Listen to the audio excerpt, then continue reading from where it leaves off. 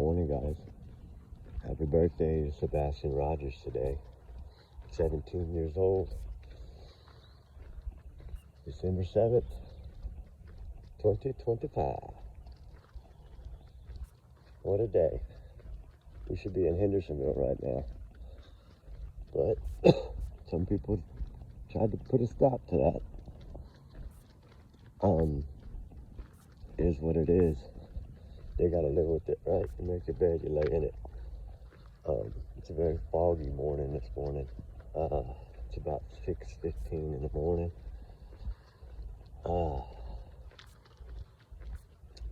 Wanted to really just come on and try to touch base from the start and kind of give a rundown.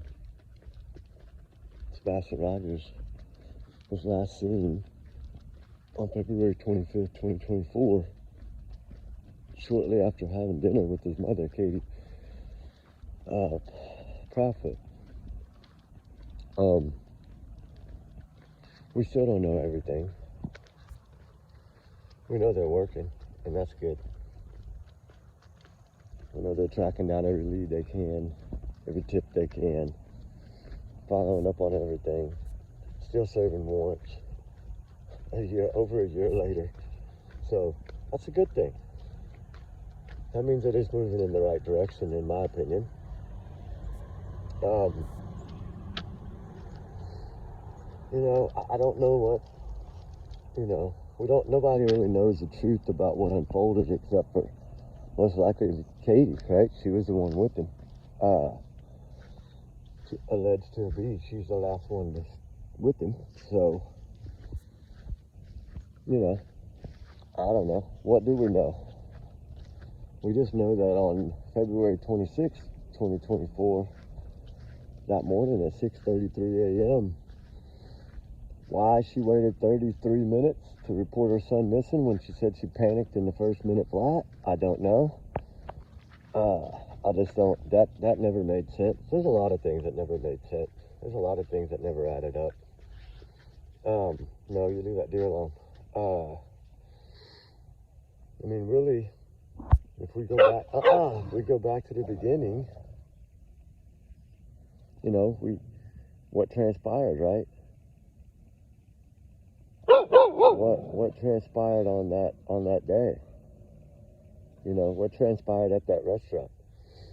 Why the nervousness? Why Sebastian looked like he saw somebody that scared him? I don't know. I don't really know if he was, I can't say for sure he was scared or not. I didn't know the kid personally, but I don't know. He stared at somebody pretty hard, going towards that restroom.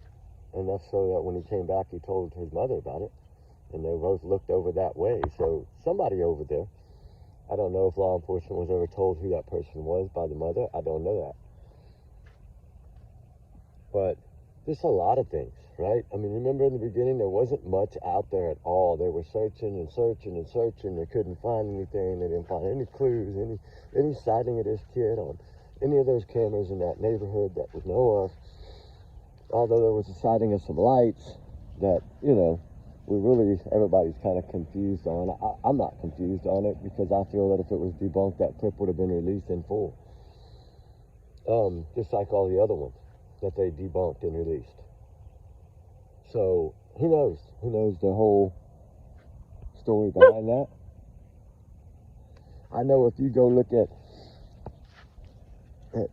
the beginning of this, to me, that was the turning point in the case. I still believe that. I think that something transpired that day, that morning, for law enforcement. Something transpired. Because by the following morning, everything was changed. Within a few days, they were going back to Sunday. They were going back to, and then eventually changed the date to Sunday from the 26th. Like, if that's not a contradiction of what the mother said. She said midnight to 6 a.m. Right? We know the flashlights were around 3 in the morning. What is that? That's why I've always said that I think that was a dummy run. They made it look like this kid left. That's why she said midnight to 6 a.m. But lo and behold, When will we know? I don't know. It'd be nice to know today. It would have been nice to have known a year ago. Or it would have been nice to have known in the first week what happened to this child, instead of all the drama and the craziness. But if we go back and we really look at these other cases that we compare, I know a lot of people use different ones. Gabby Petito's parents, or Riley Strand's parents, or K-Ron's parents, or you just go back and look at any of these. It's like that 5% category, which usually Child Protective Services somehow in some way is involved in it, in these children's lives. Like Jack and Lily, right? Like Summer Wells, like all these cases. I mean, Summer Wells, that DCS stepped in and took the boys. I mean, you know, I don't know. They try to make things softer, I think, on the parents when they take these kids, but they didn't really come out and say anything because they can't, right? It's a minor. Just like in this case, we're not really learning. We're learning a little bit, but you know what happens next year at this time on his 18th birthday? Will we learn a whole lot more if this child is still not found, or if this case is still not solved? I don't think it'll go that far, but I think that whatever these leads and these tips that are coming in, from what I'm hearing, rumors till we know the truth, but that they both came in around the same time, for Summer and for Sebastian. What is the new lead? We've been fighting hard to try to find out. But you know, the good thing is they stay quiet. But the most important thing of all, the most important thing I think in this case is to look at who's been cleared and who's not. How come not a single one of them has been cleared? Right? We can guess all day long. Do they not want to give up what they have? I don't know if that's necessarily it, because if you look at these other cases, Jaden Spicer for one, I compared it last time, right? They all seem to end the same. Although some of them, we don't know exactly what it is, right? Just like the girl from Texas A&M University that was just found in Austin this past weekend. That's another story that's unraveling by the day, right? You know, we're hearing all these things that the phone was in a friend's purse, now the phone was in the woods. All right, something more went on here, right? I think we can see that clearly. What's going to come of it? I hope the truth. Just like in all these cases, I hope the truth for Jack and Lily, for Summer, for all these missing children, all these runaway children that vanish off the face of the earth. Somebody has to know something. Somebody knows something. Just like in Sebastian's case, somebody, at least one person knows something. But when they don't talk and the rewards aren't claimed, and you have to look back at that and think, okay, why has nobody reclaimed this reward? Right? Well, because who's the one that didn't want any money raised? Who is the one that never, you know, did the parents put up rewards for this kid? Did any of the parents put up rewards for this kid? I don't think so. There was a company in the beginning that put up, like $3,500, and then I don't think that even turned out to be legit. You know? I mean, FBI did. They put up $50,000. But, you know, at what, 6 months in, something sparked them at 6 months in. And I think whatever they learned at 6 months in, when they put that reward out, they had learned something. And I don't know if that's the things they're tracking down, because if you look at leads, right, like, I ask a lot of questions, and like, just follow the pattern, okay? Follow the pattern of how this case has gone from the beginning. It's always been suspicious. It's always been mysterious. It's never added up. There's been so many lies, whether it be about polygraphs or CPS or DCS or whatever. There's been so many lies. But behind all those lies, there's a reason that all this started. There's a reason that Child Protective Services was called the first time who was the first call? Was it the school? Was it a teacher? Was it a counselor, principal? We don't know, right? We can guess. I mean, we pretty much can see that it seems like the calls were coming from the school, and that's usually the ones that try to protect the children. But why was there so many of them and so many of them untold to both sets of parents? Because Seth Rogers was still in Sebastian's life, right? A lot. So why did he not know, right? I wonder, did he not know? Did he know? Was he notified? Was he not notified, right? He tells us he's not notified. But then you look at the law and you're like, how did they not notify him? This is a big error. It could be a big mistake. I think it was. I think it was a very critical one, because it seemed like somebody all along was protecting the other two, right? The stepdad and the mother. It seems like somebody was protecting them and not getting this to the biological father. I don't know, right? That kind of stuff you're never really going to know because it doesn't leak. Now, there's a few people that know the truth. There's a few people that know what the complaints were, what they were accused of, right? There's a few people that know that. The biological father knows that now. If he actually has the reports, which, the CPS reports, then he knows exactly what went down. So did that change anything? I don't know. I look at it as a lot of people lose hope, they lose faith as time goes on, right? That's usually what happens in these cases. But has this case ever really missed a beat? No.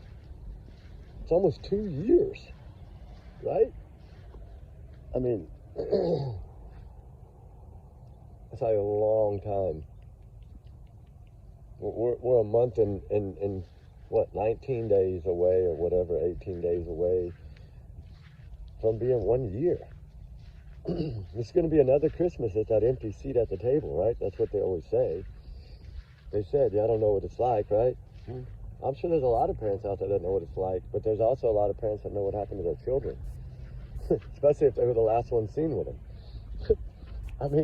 Right? Think about it that way. That's another thing that always bugged me,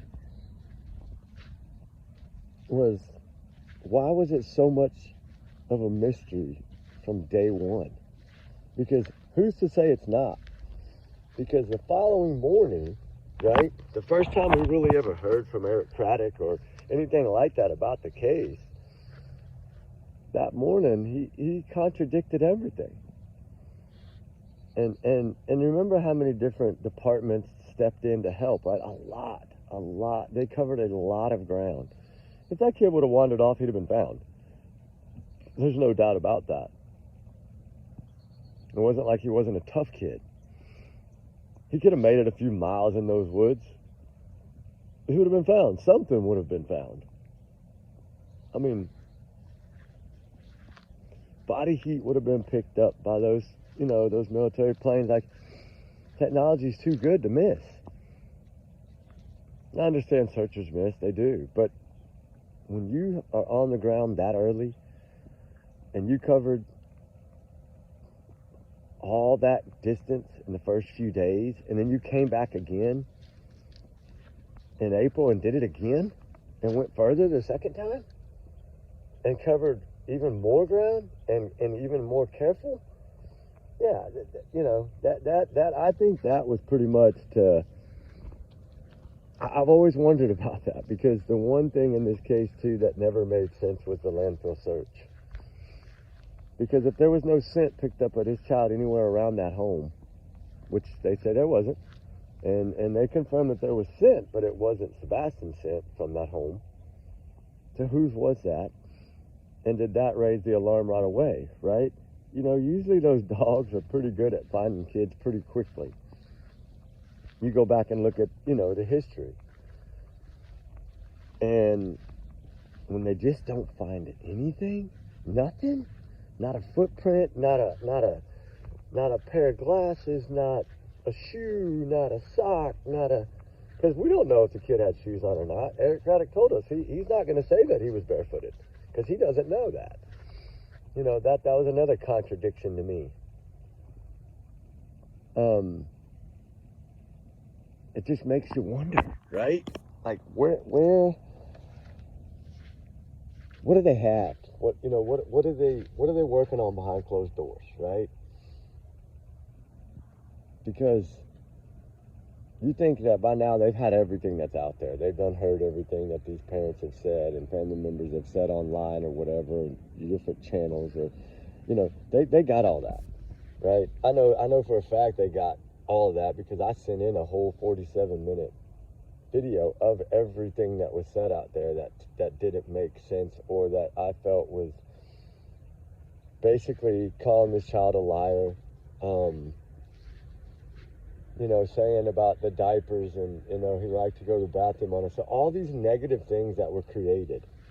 But that's not the biggest red flag, right? I was talking to someone over while we were there, and really, the most important thing to him was that he felt like that, why would they search the landfill? Honestly. Right? That's probable cause, right? Okay, we're looking at the Celeste Rivas case right now. If y'all go look at that case and try to get the newest updates, it's going to tell you in there that law enforcement does not have enough probable cause yet. Okay? But they've already searched the house, right? They have the car. What more probable cause do you need? She was found in the car. Like that, right? It makes you wonder, like, that if they're going to tell us that they don't have enough probable cause for an arrest yet in the Celeste Rivas case, then how in the God's name did they have enough probable cause to go search a landfill to cross state lines for a child in less than 10 days of him being missing? And then say it's precautionary when we know dang good and well that's not precautionary. I think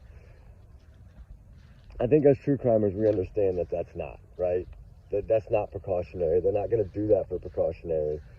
You go ask any detective out there, if they're brutally honest with you, they're gonna be like, no, that's not a precautionary thing.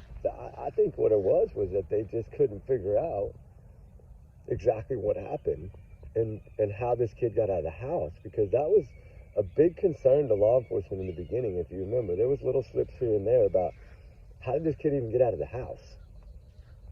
Because we know now, right, that the front door camera, the neighbor's camera across the street would have shown a shadowy figure at least at the front door. Plus, you have the light right on the keypads that never lit up that whole entire night, which means that door was never opened, never locked back, because those lights would have came on. Those numbers would have lit up if you'd have locked it back from outside.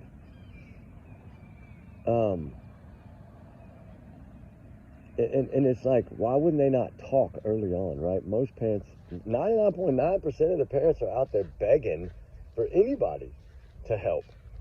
And so many people came forward, but yet they didn't want anybody's help, right? Well, Seth did. Seth took some help in the beginning. At the boys at JLR and them, I think, went down there to help him out. They searched the park and some other areas and tried to understand. Everybody's been trying to learn and trying to track down everything, because this is a bigger picture than just a kid missing. There was way more involved. This kid evidently, it's like they admitted to this belt thing and whacking him and, all this stuff. Like, that was all talked about on a big channel. That's, wow. Right? Like, the taunting that just came with this case. And the overconfidence, it seemed like. I don't think they have that overconfidence anymore. But I think now they're actually really nervous. At least that's what I'm hearing. I take it as a rumor, right? We don't know if they're actually nervous or not, but I know that if you put yourself in the shoes, and you got to look at, okay, why all of a sudden they're serving warrants, February. They're serving warrants April. They're tracking down a new lead they're following. Like, what led them to that lead? That's what we've been trying to work on. And basically something, I guess, from those warrants led them to this lead, or was it actually someone calling in? I don't know. I don't think it was. I think it's a lead that they found. Like, I think it's something they discovered from whatever they recovered from this house. And I don't know if it's leading them down a totally different direction or what it is, but that error alert that came out so early and then updated so quickly, like, it was just like every day it was like getting upgraded. And you don't see that a lot. And I know the weather, I think, had a lot to do with that they knew that cold weather was coming in, remember, because, that Ken said in that interview that with the Newsnate channel that morning that they didn't know what this child was wearing. Well, they say it's black sweatpants, black sweatshirt. It's all changed, right? It changed plenty of times. Nobody could ever understand. And that's the thing, you know. You go back and you look at all these things, and then, you know, I have the same person that keeps telling me over and over again, and somebody I respect, and I trust this person. And when they keep going back to one thing, right, like one thing and one thing only, how come no confirmation on him ever taking the trash out? They've never confirmed that that was Sebastian. And I think because it's so grainy, right, that you can't make it out. But I don't think they think that's Sebastian. Because if they thought that any way, shape, or form that was Sebastian, I think they would have let people know that to protect the parents early on, right? And they didn't do that. What have they ever done to protect the parents? Look at it that way, right? And I never really dawned on me about actually looking at it this way. But what's one thing that they've ever done to protect the family, the parents? Nothing. They've contradicted everything they said. They within 24 hours, they contradicted the shoe thing, the clothes, and then, I don't know, this just keeps coming back to me, is that proof of life photo. Because we didn't really think about it. I didn't. I don't know if y'all did, but I didn't really think of the importance of it early on. And it's like, I think this is the things that we get lost in, that we don't really pay attention to that. You know, because he told us that early on, that he wanted proof of life. Remember, that was in the first few weeks that he wanted proof of life. And that they showed him that little bitty thing of Sebastian leaving the Texas Roadhouse. Like, they didn't show him any of it other than just him leaving. Remember, he said, I only got to see a couple of seconds, and it was just him leaving. And that, to me, stands out more than anything. Because I guess when you really go back and look at all these other cases where we see that kids get out, and you see that last little Ring camera footage of them going outside or sneaking through the kitchen, or, you know what I mean, walking across the driveway, or going, you know, that one little boy, the Vasquez boy, Brandon Vasquez. Remember the little autistic boy that ended up arresting his mom a month after he was found or so. But that he got out. He did get out. You see it on camera. He's walking down that little sidewalk in his diaper, right? That's the last one they showed of him, right? And it's like, you go back and you look at all these things, and you look at all these proof of life pictures, and you really start to understand the importance of those pictures. That, hey, this is all we got. This is the last sighting that we have of these children. You remember when we covered the Lily Pepler case, the girl that was, I think in Lubbock or whatever, that took off from school? Remember they showed her putting the phone in her back pocket at school, and then it shows her walking out the school building, and boom, remember? And it's like, that's the last photo of this girl. And then, of course, she ended up coming home a few weeks later, thank God, right? We were searching for her. We'd done a few videos, and then bam, right? We went out there and pleaded to her to come home, that she was killing her parents and breaking their hearts, and they were losing their mind, and boom, she came home, and that day, or that next morning. But they still only show us those last photos. And then I don't think we really comprehend the importance of those last pictures, right? Talk about memories, talk about things like this, right? Think about that, right? Put yourself in the biological father's shoes. The last sighting that he saw of his son was that particular sighting right there, him leaving the Texas Roadhouse. We've all seen it. I said that that's the most important picture in this case, because to me, that's the proof of life photo. That's what they told us. That's what they told the biological father, allegedly, right? Hey, he asked for proof of life, they showed him that.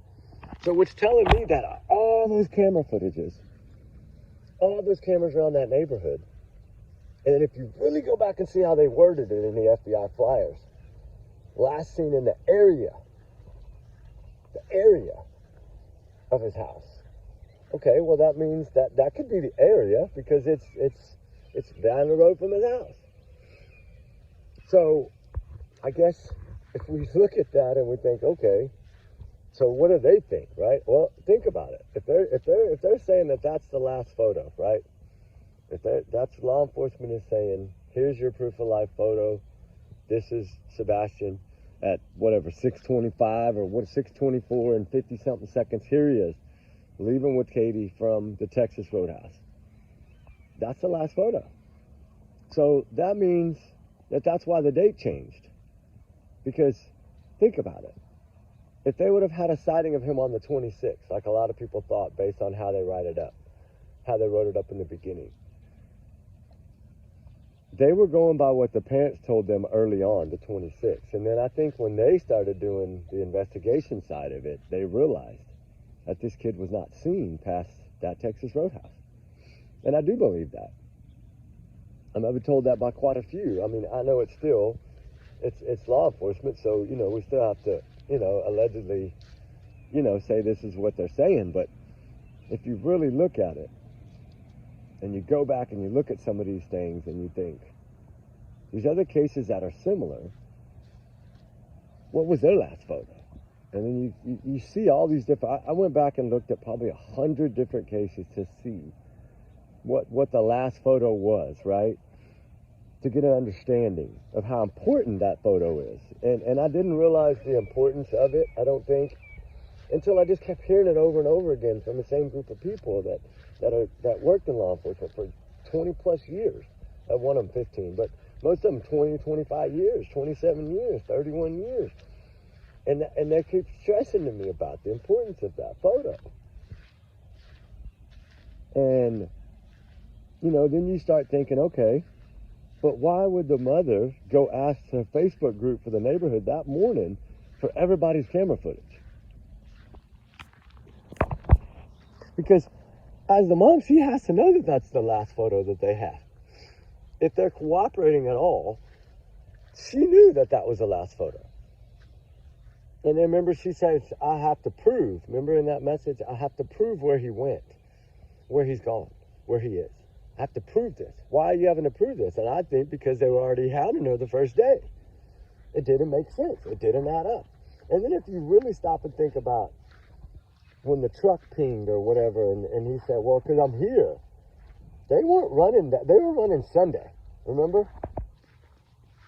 So why would that matter whose vehicle? You think they were worried about whose vehicle was in the driveway at that one particular minute? No, they were doing dumps based on times. So that's why I always said that that's important. That truck, because have we ever got confirmation from law? Is there any law enforcement statement out? You can go ask the Lord. I think he already confirmed that, but, you know, allegedly. But that there's not one proof from a law enforcement that's on this case that's ever said he was at work or not. Nothing. Like the alibi. Katie has no alibi, right? She knew she wasn't going to have an alibi. She was the last one with him. You know, he tried to get an alibi, and then he tried to play it off. Well, I don't need to take a lie detector test because of my whereabouts. Well, they haven't confirmed your whereabouts. I mean, show me one place where it's actually confirmed by FBI, Secret Service, TBI, any of them that stated he was at work. No. Just like, I mean, on the biological father, we know that was most likely filmed, right? I think there's cameras in every prison. So they should have seen him there this whole time. That's another question I have, you know. Why is he at least not cleared? I mean, he works for the prison. He's 40-something miles away. How, I mean, he lived, 45 miles away or whatever. Like, how do they not clear him, or why do they not clear him? And then you start asking yourself, well, wonder why, like, they haven't cleared no one. Because Eric Craddock clearly tells us every time we have cleared no one. No one. That means that no one is cleared in this case. Not Seth's side of the family, Katie's side of the family, Chris's side of the family. None of them have been cleared whatsoever. And it does start weighing. It does start getting on you, and it does start ruining your life in a way. Because especially when it comes to employment opportunities and things. You know, because, I mean, if you owned a business and you see that, what are you going to say? You're going to be like, is this a good hire for my company? No. I don't think so, right? I mean, it's common sense. And they have to know that, right? They have to know that. They're not dumb. Why do you think they've been fighting so hard to get clear? Well, Chris has. I don't know about the other two. They tried to go against what law enforcement has said. And why?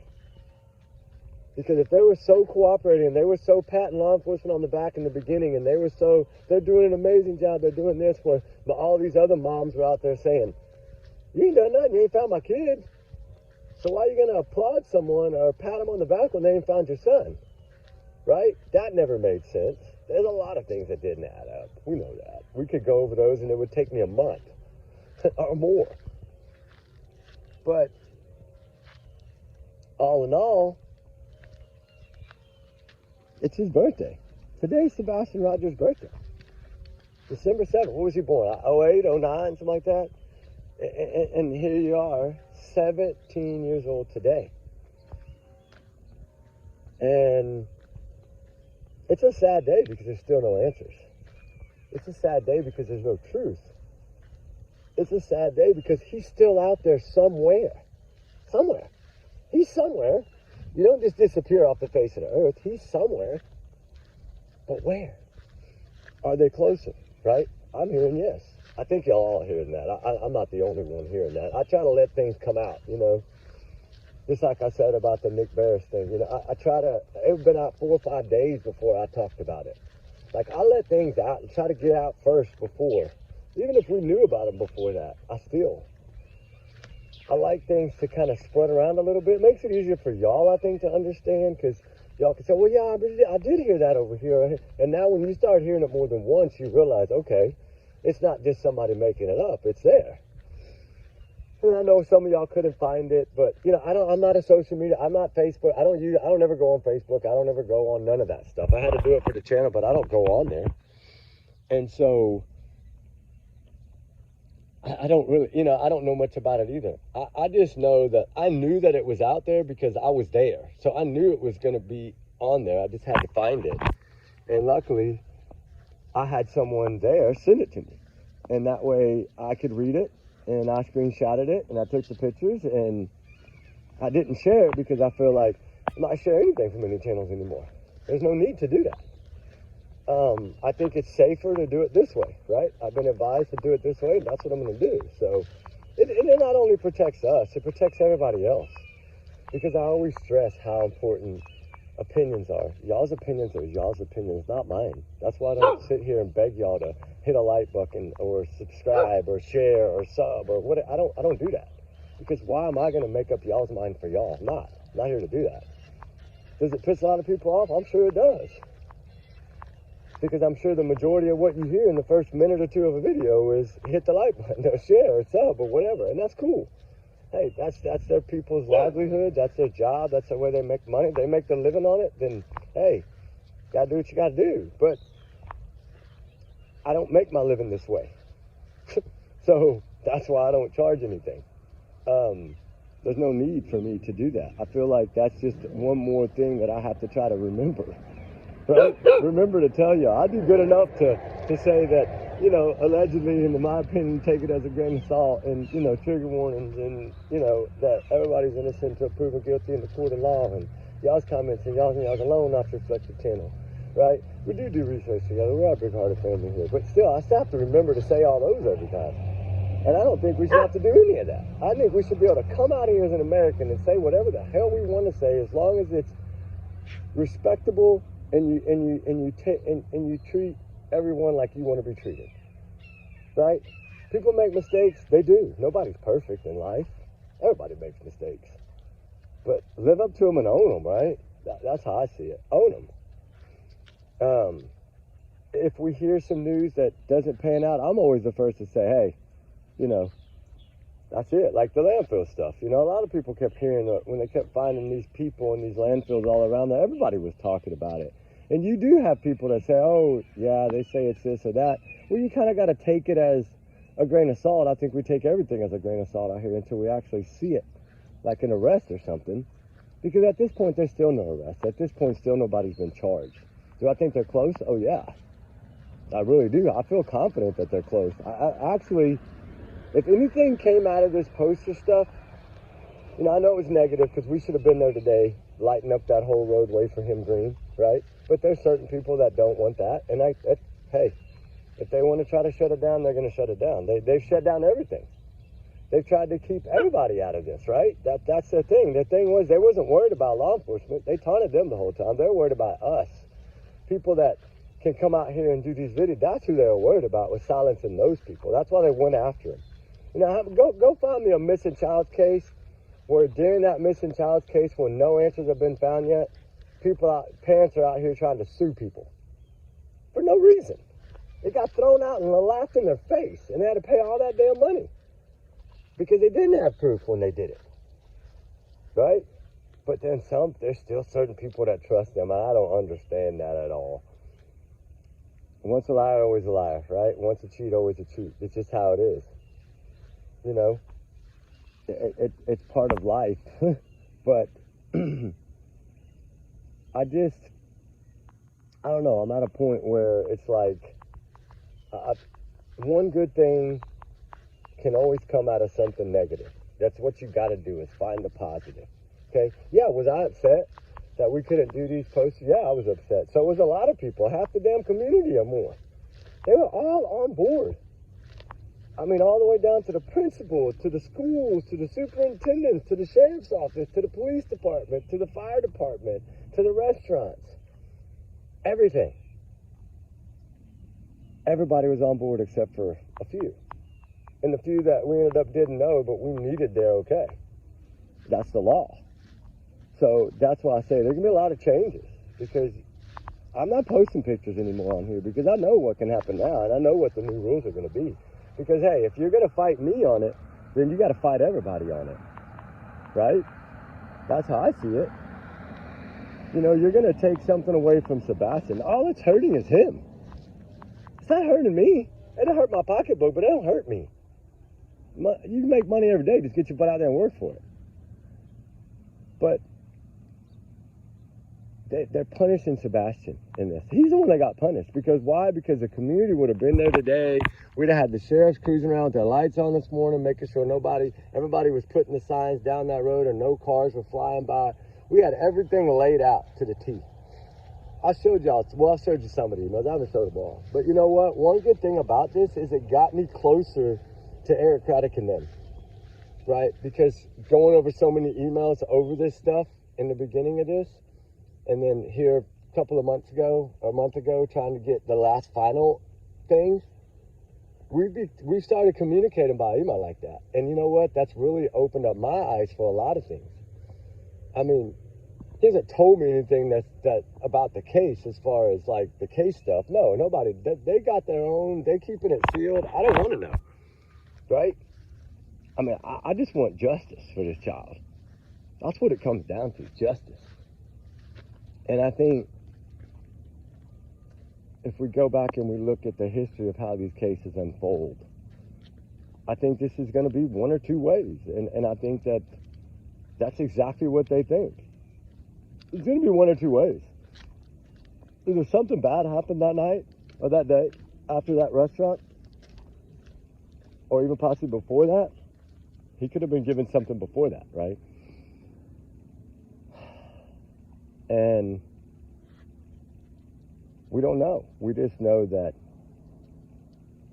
the parents didn't talk until the landfill warrant was ready. Like, what caused that, right? And they did say, hey, we're not gonna tell the media they can't come after you. The media is free to do what they want. I mean, you know, I think they wanted people to leave them alone. But the whole problem is law enforcement was probably like, you should be on every damn channel begging right now, putting flyers on every channel, getting everybody involved, and getting more. They could have had such a powerful. This case would have taken over the internet. It would have. It would have taken over the internet. If they would have come out day one and been speaking and doing this and begging for help, like Seth did, if they'd have come out and been begging for that help early on and trying to put this kid's face everywhere, and they're telling us about him, and instead of doing it on their time and waiting all that time to start talking, I think it would be different. I think It would have been positive. Because, see, you got to start on a positive, right? Although it's a negative tragedy when a child goes missing. It's a tragedy. It's negative. It's scary. But the thing is why didn't they beg? Right? We forget about these things because, we're so far into the case now that we don't go back and look at these. I always say you need refreshers, right? Go back and watch some of these people, professionals, talk about this case. And I think it really, a lot of people don't like to go watch law enforcement channels or whatever. And hey, that's cool. That's all right. You don't have to. But you learn a lot, especially when you get doctors of language and body language and experts that have done this their whole life, like Pat Brown, right? Profiler Pat Brown. I always talk about her. That's an incredible woman. Plus, she adopted kids. She saved children, right? That's just an incredible woman. Peter Hyatt, rest his soul, rest in peace, right? Amazing man. Saved a lot of children. And so when they say something, I listen. I might not 100% agree with it all, but I listen. But the thing that really got me in that, and the reason that I told everybody to go listen to Pat Brown, was because if you listen to the first interview of Katie Proudfoot, and then you go back after Pat Brown gave her first assessment, and then you look at like the fourth time Katie gave a speech, she said everything that Pat Brown said in there. Then she changed it. Well, I did check the bathroom. I did go here. I did go there. But if you listen to the very beginning, the thud, I think, was a distraction. The thud was, I think she brought up the thud because she wanted it to look like he was home. Because you believed it, right? I don't think there was ever a thud, to be honest with you. I don't think there was ever a thud in that room. I don't think that kid was in that room to make a thud. I think that he was gone after the roadhouse. That's exactly what I believed, and I believed that all along. I don't think this kid ever made it home. And I think a lot more and more people are believing that too. But they wanted us to think he was home, right? You have to think he's home. He loves the puppies. He loves you, right? You didn't say none of that at first. You didn't go check on him at first. Then you shout out to him. Everything changed because she was trying to follow public opinion. She was trying to match public opinion so they wouldn't drag her through the mud. But that was going to happen because they didn't talk in the beginning. They did that to themselves. Like, them not speaking early on is what ruined it for them. I'm sure law enforcement, it probably gave them the heebie-jeebies too. I know, pretty sure it gave them a side eye. Why would law enforcement not look? Look at Jaden Spicer. When they weren't out there searching for that kid, don't you think law enforcement, look what happened to them? Like, that's what I'm trying to say, right? So with them, if you don't get out there and look in the beginning and you're not begging and pleading and crying and screaming and snot bubbles coming out, I guess they don't believe you. But why would they? If you're sitting there acting like everything's normal and you're barricading yourself in your home and you're not going anywhere because you're worried about what people are going to say about you, it's not about you. It wasn't about you, Katie. It wasn't about you, Chris. It was about Sebastian. Straight out, Sebastian and law enforcement needing to know and find this kid. That's what it was about. Had nothing to do with him. But they involved themselves because of the things that they did and the negative things that they did and the lies about a simple polygraph test, dude. Hey, say, you know what? I don't have to take one by law. I'm not going to take one. That's it. Just be honest. Right? I'm scared of that poly. Just be honest. Hey, a lot of people are scared to take those things because they're like, oh, they're going to trick me or they're going to, no, I get it. A lawyer's going to tell you every time, don't take it, right? But I think if you come into that and you go into it with, I'm going to do this, clear me now, right? If they would have done that, I think if they would have done that, it would be different. I think if they would have, that morning, as soon as this happened and as soon as that phone call, I think the delay in timing also messed it up for them. I think law enforcement, because of how she said she panicked in 1 minute flat, remember?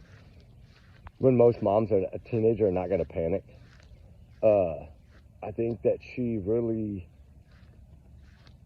dug her own hole with that. And if you're panicking in 1 minute flat, or 3 minutes, whatever, I think it was 1 minute once, 3 minutes the next. I mean, it was either 1 or 3 minutes, or both. I think she used both in two different stories, but I think she tried to add minutes because she realized how bad the 1 minute flat paranoid made her look, right? I think she realized that she couldn't use that because they're going to be like, what do you mean you're panicking 1 minute flat? You know, I always said that trip that morning is going to, that'll end up playing a role, I believe. Because if you think your kid's gone, why would you leave? Right? So you got law enforcement. You did all this before you called law enforcement. And why? Why didn't you call them exactly when he wasn't in that room? Before you called Chris, why didn't you call Sebastian? I mean, why didn't you call law enforcement right then and there? Why aren't Katie calling? Right? Why? That's what I want to know. I don't know why. I really don't know why. I don't know why. But I know she didn't. And they waited till, 6:33 in the morning, which is 30 minutes or 33 minutes after she went in there to wake him up. But she sure did call Chris in the 3 minutes flat, right? So she called him before she called law enforcement. That sounds like Candace and Don to me. And I've always wondered if that'll play a role in this or not. I don't know. But lo and behold, we can go on about it all day long. You know, we can wonder and guess.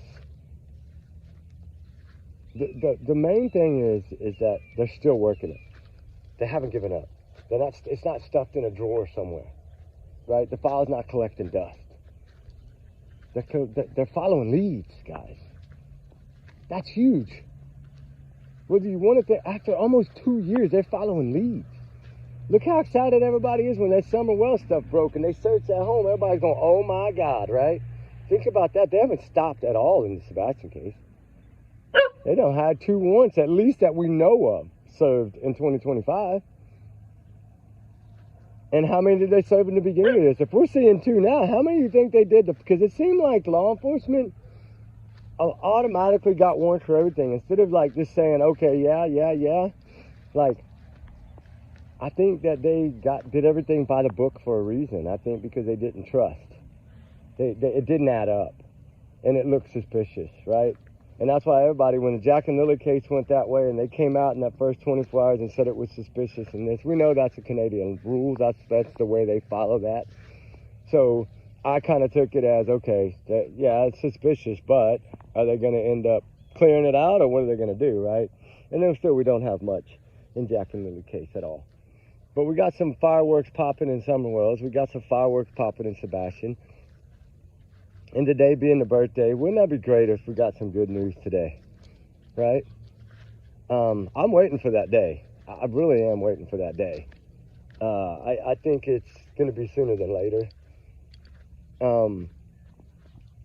I think that this right here, what went on with these posters, see, us getting everybody involved in the community like that and getting everybody's approval in the community and explaining to everybody what we're doing, including the sheriff's office, Eric Craddock and all of them, and from the schools, and let people know, okay, there's still movement for this kid. But then you know what?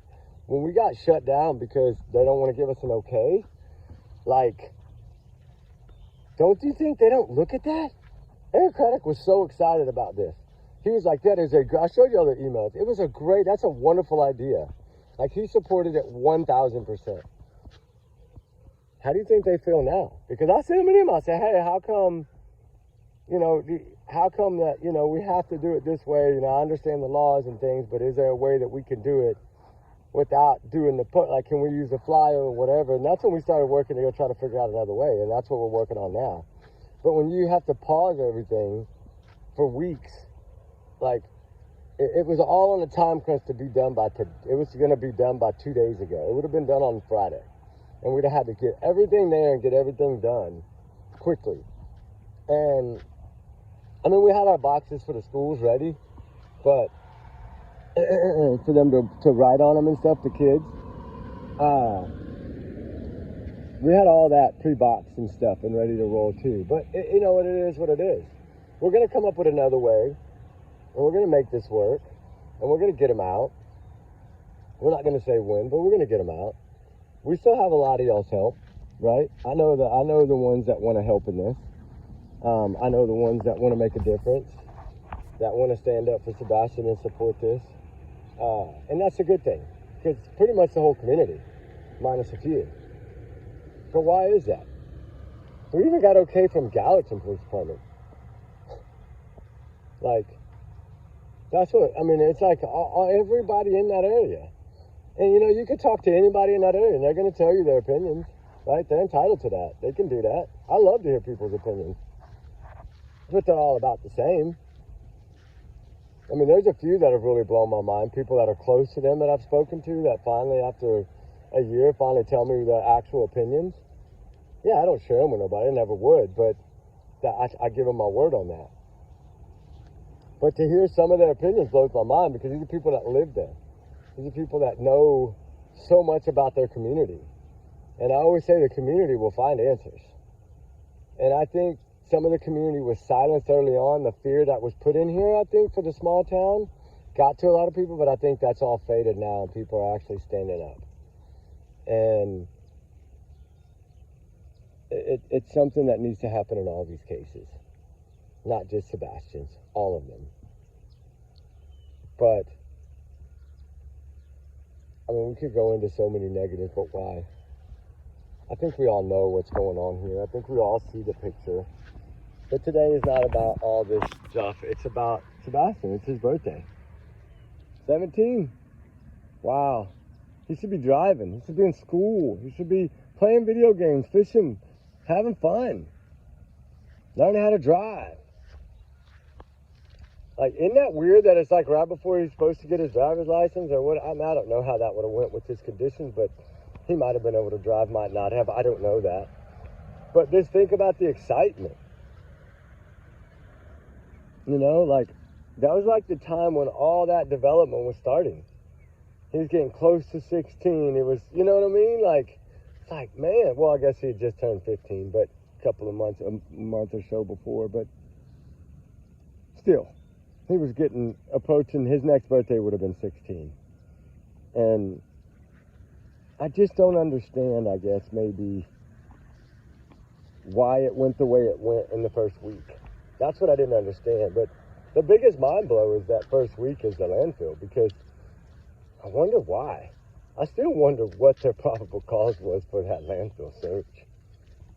Right, I've read y'all what they basically have to do to prove as probable cause to get the ones to cross state lines like that, to get them that quickly with the FBI's help. You have to have some really serious probable cause.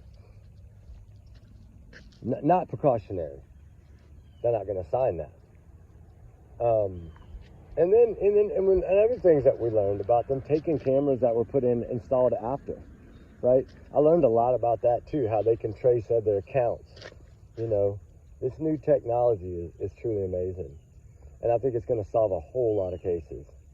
I really do. And hopefully it does. We need something to start solving these things quicker, right? Because what do you think they think? I think, in my opinion, they either think it's the parents are kidnapping, they put this kid up somewhere, or something bad happened. I mean, that's really the only two options. But they didn't find any signs of something bad happening there. But if you go back to, if he wasn't at the home, there would have been nothing left at the home. His phone was at home. We still don't know where the phone was exactly. We hear too many lies about that. That's still no way of proving that. Like, I haven't seen the photos. Like, it all changed when, of course, if they took photos when they first came in. I don't know if they did that or not. In the missing teens case, they were probably running around trying to figure out where he was, not really worrying about where the phone was, maybe. I don't know. I mean, I would have thought it was odd that he didn't take his phone. Teens nowadays, their phones are life. Or their iPads or whatever, right? Like, but the shoes thing always threw me for the loop, because, you know, this is a kid that allegedly did not like to be barefooted. So, you know, it's kind of, you know, unless you could see home videos and home pictures, you would never know if he wore shoes all the time or didn't without seeing those kind of photos, right? We wouldn't know that for sure. Because you'd have to be around everyday life to really understand if that, when he would step outside at all, did he put a pair of slide-ons on, or did he, you know, something. I would have thought he would have at least put a pair of shoes on. But, you know, I think the shoes being accounted for and all that, I think there was new shoes. I really do. And that's one way of her saying, well, he didn't take any shoes. Well, because I didn't know about the new shoes, right? She could have had anybody buy those new shoes. She could have bought those new shoes months before this. We don't know. She could have had somebody else go buy those shoes. I mean, we don't know that. I hope law enforcement knows that, but I mean, well, I guess Eric kind of pretty much let us know that, you know, he don't believe Sebastian was barefooted. So he's not going to say that he was. So that's telling me one thing. If he thought he was barefooted, he'd have said it. He wouldn't have said it the way he said it. Just like I think about the clothing, they wouldn't have said that either. There's a lot of things that I don't believe they would have said if they would have believed what they were saying. I don't think they ever believed them past the first few hours, maybe. I think when they saw no footage at all, then they then realized, okay, you can't vanish if you're not here, right? You can't vanish from this house if you're not in this house. So then I think they started looking at it too. The thud that came in later. And I think because the thud, I think in her story change was that law enforcement didn't believe her. So I think she threw that thud in there to try to win law enforcement over. To say, look, the public believes me that it was a thud. Yeah, I should have checked on him or whatever, but I think they were trying to make it look like this kid was home. I really do. And I think that she was worried because they didn't believe her. That's what I think. And of course, that's my opinion. I'm entitled to it. But the thing is about it is, what do they know? That's what I would love to know what they know. They have to know something, or this case would have been in a drawer a long time ago. So they have something. They've always said that. They've always said that they had something big, treasure chests or whatever. That even came from, I believe, the biological father even said that. Around a year ago to today. Didn't he make that comment that he was reassured by law enforcement and he was 150% got their back and that they had this treasure chest of evidence? Right? So, I always wondered why his opinion would change. That's the thing that threw me for a loop. Because if you're trusting in them 1 minute and you're saying they have all this evidence 1 minute, why are you completely doing the total opposite of that a month later? Right? I don't know that. Is it because he's not cleared too? I don't know. I really don't know. None of them are cleared. So you would think by now that somebody would be cleared in this after almost 2 years. Go back and tell me if there's how many cases you find where parents aren't cleared almost 2 years later. There's not very many of them. This is one of the very few. It just boggles my mind sometimes. But like I said, today is his birthday. I pray for answers. I pray for truth. We're not giving up. I think that we need to stay focused on all these cases. I do. I think that we need to be praying for all these kids. And I think that the faith needs to stay strong. But we're going to get out of here. We're getting foggy wet. I'm like, my screen is like bubbled water right now. But I didn't realize it'd been an hour. But anyway, happy birthday to Sebastian Rogers. Happy birthday to all the missing children out there that it's your birthday. You know, like I said, keep up the prayers. Maybe light a little candle for Sebastian today. It's Sunday. It's God's day. You know, light a little candle. Even if it's at home. Just light a little candle and say a little prayer for him today. That's always a good thing to do. Or set an extra plate at the table. Or put a green napkin or something, right? We got some plans for later. We just, you know, right now we're just dealing with the fog. So we couldn't do it the way we wanted to do it this morning because we didn't have the sunshine. We were going to go to a water hole area and do a video this morning. You know, he loves to swim like a fish. But we were going to do that, but we just didn't get the weather. It's just completely foggy, as you can see. You can't see a cloud. It's just fog. Thick fog. But anyway, like I said, happy birthday to Sebastian Rogers, guys. And let's keep our prayers for all these missing, all the runaways. They run for a reason. So anyway, y'all have a blessed day, guys. We miss y'all. We love y'all, guys. And we will talk soon. But remember, everyone's innocent until proven guilty in the court of law. We're not sitting here saying anybody's guilty. There's no arrest yet. There's nobody been said to be guilty yet. although they're following leads and they're working hard, I do believe that. So hopefully we get answers soon. Today would be great. All right, guys, y'all be good. Y'all be safe. Allegedly, these are my opinions and thoughts, mixed with a little facts or fiction, however you want to say it. It's educational. All right, put it that way. So trigger warning times 100 million again. And like I said, everybody's innocent until proven guilty in the court of law. Y'all have a good day. We love y'all guys. Talk soon. All right, bye.